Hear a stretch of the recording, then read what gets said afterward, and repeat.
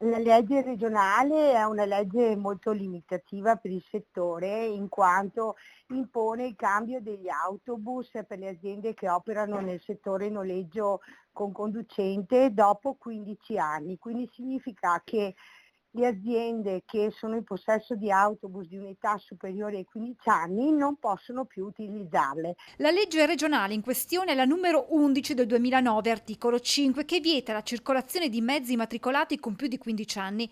In Veneto sono 2.825 su un totale di 6.927 veicoli, pari al 40% del parco mezzi totale del settore. Nella Marca la percentuale scende leggermente al 38,5 per un totale di oltre 500 mezzi che senza un passo indietro della regione rischiano di restare fermi. L'alternativa per le aziende è quella di sostituire i mezzi più vecchi con un conseguente incremento dei costi. Basti dire che un pullman turistico costa all'incirca 310.000 euro più IVA. Bisogna far presente che dal 2000 a data odierna, quindi al 2025, ogni anno il costo dei veicoli è aumentato di circa un 10%. Secondo la comunità Autobus Operator, poi, la normativa veneta crea una disparità concorrenziale rispetto ad altre regioni italiane dove non esistono restrizioni simili.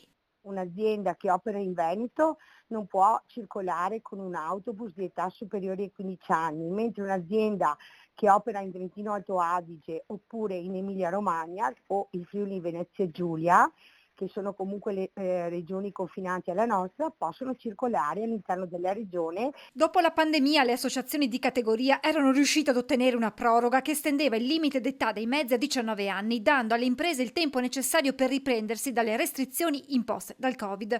Ora che tale rinvio è scaduto, si chiede alla Regione di abrogare la legge perché senza adeguati incentivi o un piano graduale per l'adeguamento imposto dalla transizione green, molte aziende rischiano di chiudere definitivamente. Eppure, spiega Marcon, si tratta di veicoli sicuri. Ogni anno viene sottoposto a revisione alla motorizzazione civile, quindi comunque c'è un ente preposto al controllo della sicurezza del veicolo.